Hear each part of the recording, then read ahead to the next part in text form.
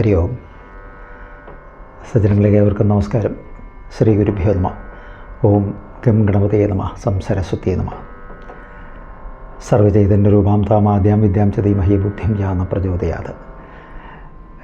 ഇന്ന് വേറിട്ടൊരു വിഷയം, ഇന്ന് കാശിയെ പറ്റിയിട്ടൊന്ന് സംസാരിക്കാമോ എന്ന് ചോദിച്ചിരുന്നു നമ്മുടെ ആചാര്യ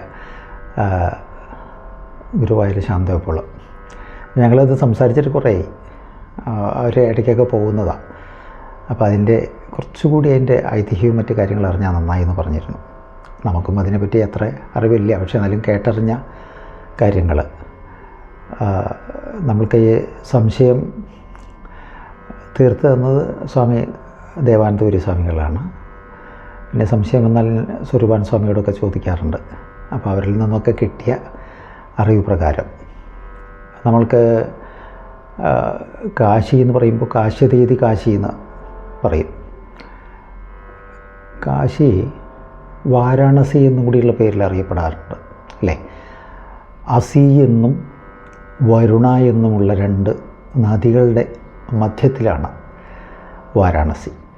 അപ്പോൾ അസി വരുണയോർ മധ്യേ പഞ്ചക്രോശം മഹത്തരം എന്ന് പറയാറുണ്ട്. ഭഗവാൻ ശ്രീപരമേശ്വരൻ നിത്യസാന്നിധ്യം ചെയ്യുന്ന സ്ഥലമാണ്, അറിയാലോ. മഹാദേവനോട് ബന്ധപ്പെട്ട സ്ഥലമാണെന്നറിയാലോ. പഴയ കാലത്ത് നമ്മുടെ കുടുംബ പ്രാരബ്ധങ്ങളെല്ലാം തീർന്നാൽ കാശിക്ക് പോകുക എന്ന് പറയും. പോകുമ്പോൾ ശരിക്കും നടന്നിട്ടാണ് പോവുക. പല ഭാഗത്തും സത്രങ്ങളിലുമൊക്കെ തങ്ങി ക്ഷേത്ര ദർശനമൊക്കെ ചെയ്ത് അങ്ങനെ പോയി കഴിഞ്ഞാൽ പിന്നെ തിരിച്ചു വരില്ല, അങ്ങനെയാണല്ലോ. അപ്പോൾ അതൊരു പരമലക്ഷ്യമായിട്ട് കണ്ടിരുന്നു നമ്മുടെ ഹൈന്ദവ ആചാരത്തിൽ പൂർവികന്മാരായിട്ടുള്ള ആളുകൾ.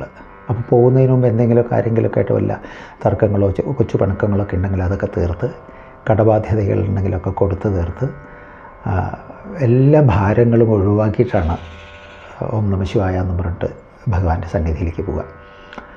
അവിടെ എത്തിയ പിന്നെ അവിടെ തന്നെ ലയിക്കുക എന്നാണ്. അങ്ങനെ ആ ഒരു മരണത്തിൻ്റെ സമയമായി കഴിഞ്ഞാൽ ഭഗവാൻ മഹാദേവൻ തന്നെ ആ വ്യക്തിയുടെ ചെവിയിൽ താരകമന്ത്രം ഉപദേശിക്കും എന്നാണ് പറയുക. അപ്പോൾ ഭഗവൻ ദർശനം സാധിച്ച് ഭഗവാനോട് ദീക്ഷ വാങ്ങി ജപിച്ച് അങ്ങനെ അങ്ങോട്ട് പരമപദം പ്രാപിക്കുക എന്നാണ് ആ ഒരു രീതി. അപ്പോൾ അവിടെ വെച്ച് ജീവൻ പോയി കഴിഞ്ഞാൽ പിന്നെ മോക്ഷമാണ്, പിന്നാക്കില്ല എന്നുള്ളതാണ്. ഹാലാസി മാഹാത്മ്യത്തിൽ ബ്രഹ്മദേവൻ തന്നെ ആണ് അവിടുത്തെ ശിവലിംഗം പ്രതിഷ്ഠ ചെയ്തതെന്നാണ് പറയുന്നത്. അഗ്നിപുരാണത്തിൽ മഹാദേവൻ ദേവിയോട്, പാർവതി ദേവിയോട് പറയുന്ന ചില ഭാഗങ്ങൾ, ഈ സ്ഥലം അവിമുക്തമാണ് ദേവി എന്നാണ് പറയുന്നത്. അവിമുക്തം എന്നാണ് എന്ന് വെച്ചാൽ അവിമുക്തേശ്വരനാണ് അവിടെ താമസിക്കുന്നത്. അവിടെ ചെയ്യുന്നതായിട്ടുള്ള ജപം, തപസ്, ദാനധർമ്മങ്ങൾ, സേവന പ്രക്രിയകളൊക്കെ വലിയ ഫലത്തെ നൽകും എന്നൊരു പ്രാധാന്യം കൂടി ഉണ്ട്. ഗൂഢമായിട്ടുള്ള ചില തീർത്ഥങ്ങൾ അവിടെ ഉണ്ട് എന്നാണ് പറയുക പഴയ കാലത്ത്. ഇപ്പോഴത്തെ അവസ്ഥ അറിയില്ല.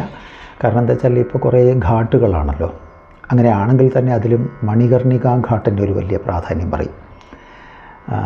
ഏതാണ്ട് നമ്മൾ ഓർക്കുന്നത് ഹരിചന്ദ്ര തീർത്ഥം, ആവൃതകേശ്വര തീർത്ഥം, പിന്നെ ജപ്യേശ്വര തീർത്ഥം, ശ്രീ പാർവതി തീർത്ഥം, പിന്നെ മഹാലയ തീർത്ഥം, ഭൃഗുതീർത്ഥം, ചണ്ഡേശ്വര തീർത്ഥം, കേദാര തീർത്ഥം, ഇങ്ങനെ 8 തീർത്ഥങ്ങൾ വളരെ പ്രധാനമായിട്ട് അവിടെ ഉണ്ട് എന്നാണ്. സരസ്വതി നദി അന്തർവ്യാഹിനിയായ മാതിരി പലതും ഇപ്പോൾ ഇല്ലാതായിട്ടുണ്ടാവാം. പക്ഷേ ഇങ്ങനെ ഒരു സംഭവമാണ്. അതിൻ്റെ സാന്നിധ്യം എന്താണെങ്കിലും ഇപ്പോൾ തിരുച്ചെന്തൂർ പോയി കഴിഞ്ഞാൽ കടലിൽ തന്നെ 26 തീർത്ഥങ്ങളുണ്ട് എന്നാണ് പറയുക. ചിലത് പുറത്ത് കാണുന്നതും കാണാത്തതായിട്ട് കുറേ ഉണ്ടെന്ന് പറയുമല്ലോ. അതുപോലെ ഇനി അവിടെ ലയിക്കാതെ കണ്ട് തിരിച്ചു വരുന്ന ഒരാളുകളാണെങ്കിൽ വേറൊരു ആചാരം ചെയ്യാറുണ്ട്. അതെന്താ വെച്ചാൽ അവിടെ നിന്ന് ഗംഗാസ്നാനം ചെയ്ത് ആ പുണ്യതീർത്ഥം അവിടെ നിന്ന് എടുത്തു കൊണ്ടുവന്ന് രാമേശ്വരത്ത് പോയിട്ട് ഭഗവാൻ അഭിഷേകം ചെയ്യാനായിട്ട്. നമ്മൾ വടക്കൻ ഭാരതമൊക്കെ പോയി കഴിഞ്ഞാൽ നമുക്ക് നേരിട്ട് തന്നെ അർച്ചന ചെയ്യാം, അഭിഷേകം ചെയ്യാം. നമ്മുടെ തെക്കോട്ട് ഇങ്ങോട്ട് വരുമ്പോൾ ആ ഒരു സൗകര്യമില്ല, സമ്പ്രദായങ്ങൾ വ്യത്യാസമുണ്ടല്ലോ. അപ്പോൾ എന്നാലും ഈ വിഷയം പറഞ്ഞു കഴിഞ്ഞാൽ മേൽശാന്തിമാർ അതിനുള്ള സംവിധാനം ചെയ്യും. അങ്ങനെയും കൂടി ഒരു ആചാരമുണ്ട്. അതിൻ്റെ പ്രാധാന്യം എന്താ വെച്ചാൽ അഖണ്ഡ ഭാരത സങ്കല്പമാണല്ലോ പഴയ കാലത്തെ ഋഷികൾ കണ്ടിരിക്കുന്ന നമ്മുടെ ആചാര്യന്മാർ. അപ്പോൾ എല്ലാത്തിനെയും കൂട്ടി ഇണക്കിക്കൊണ്ട് വടക്ക് തെക്ക് എന്നൊന്നും ഭേദമില്ലാതെ എല്ലാം ഒന്നെന്നുള്ളൊരു തത്വത്തിലേക്ക് എത്തിക്കാമെന്നും കൂടി അതിന് ഒരു അർത്ഥമുണ്ടെന്ന് നമുക്ക് ചിന്തിച്ചാൽ മനസ്സിലാവും. കാരണം അതല്ലെങ്കിൽ തന്നെ നമ്മളൊരു കാര്യം ആലോചിച്ച് നോക്കൂ, ബദരിയിൽ കേരളത്തിലെ ഒരു തിരുമേനി പോയി പൂജിക്കേണ്ട കാര്യമില്ലല്ലോ, അവിടെ തിരുമേനിമാരെ കിട്ടായൊന്നുമില്ലല്ലോ. അപ്പോൾ അതാണ് അതിൻ്റെ സങ്കല്പം.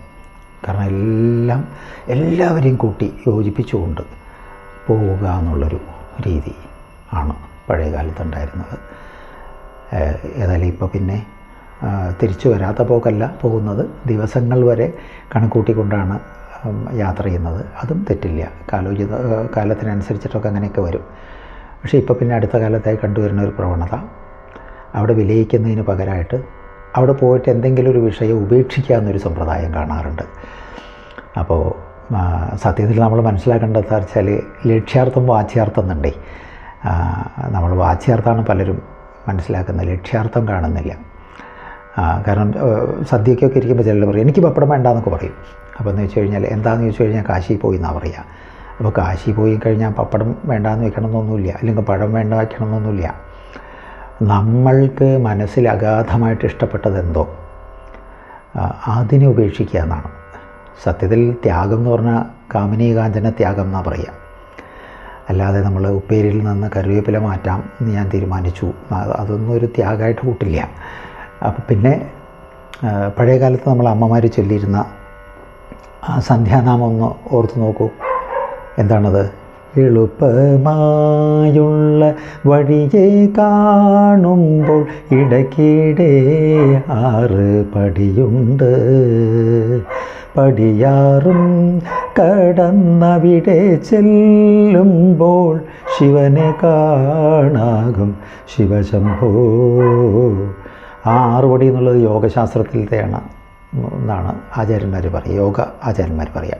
മൂലാധാരം, സ്വാധിഷ്ഠാനം, മണിപൂരകം, അനാഹതം, വിശുദ്ധി, ആജ്ഞ എന്നിങ്ങനെയുള്ള 6 സ്റ്റേജ് കഴിഞ്ഞാൽ സഹസ്രാരം എന്നുള്ള അമൃതവർഷം പൊഴിക്കുന്നതായിട്ടുള്ള മഹാപ്രകാശത്തിൽ ലയിക്കും എന്നുള്ള ഒരു അർത്ഥത്തിൽ അത് അനുഭവത്തിൽ വരും എന്നുള്ള അർത്ഥമാണ്. ഇനി മറ്റൊരു ഭാഷയിലാണെങ്കിൽ കാമം, ക്രോധം, ലോഭം, മോഹം, മതം, മാത്സര്യം മുതലായിട്ടുള്ള 6 പടികൾ. അപ്പോഴും ആ ഒരു ഈശ്വരീയമായിട്ടുള്ള ഗുണം പ്രകാശിക്കും. ഇങ്ങനെയൊക്കെയാണ് അതിൽ ഗൂഢാർത്ഥങ്ങൾ എന്നാണ് നമ്മൾ മനസ്സിലാക്കേണ്ടത്. ഏതായാലും ശരിയായ അർത്ഥത്തിൽ മഹാദേവനെ അറിഞ്ഞ് ഉപാസിക്കാനും ഒരു എന്താ പറയുക, നമ്മളൊരു തീർത്ഥാടനം എന്ന തന്നെയുള്ള അർത്ഥത്തിൽ അതിനെ ഉൾക്കൊള്ളാനും, അല്ലാതെ കേവലം ഒരു ടൂർ എന്ന നിലയിൽ ഒന്നും കാണാതിരിക്കാനും ശ്രദ്ധിക്കുമാറാവട്ടെ. ഓം വന്ദേ ശംഭുമാവതിം സുരഗുരും വന്ദേ ജഗൽക്കാരണം വന്ദേ പന്നകഭൂഷണം മൃഗതരം വന്ദേ പശൂനാം പതിം വന്ദേ സൂര്യശശാങ്കവന്യനയനം വന്ദേ മുകുന്ദപ്രിയം വന്ദേ ഭക്തജനാശ്രയം ശവരഥം വന്ദേ ശിവം ശങ്കരൻ. അപ്പോൾ തീർത്ഥകേന്ദ്രങ്ങളിൽ ചെന്ന് കഴിഞ്ഞാൽ നമ്മൾ പിതൃക്രിയകൾ ചെയ്യുക, ബലിതർപ്പണാദികൾ ചെയ്യുക, ദാനധർമ്മങ്ങൾ അനുഷ്ഠിക്കുക, ഇങ്ങനെയൊക്കെയാണ് നമ്മൾ ചെയ്യേണ്ടത്. ഹരി ഓം. മറ്റൊരു വിഷയമായിട്ട് നമുക്ക് പിന്നീട് കാണാം. നമസ്തേ.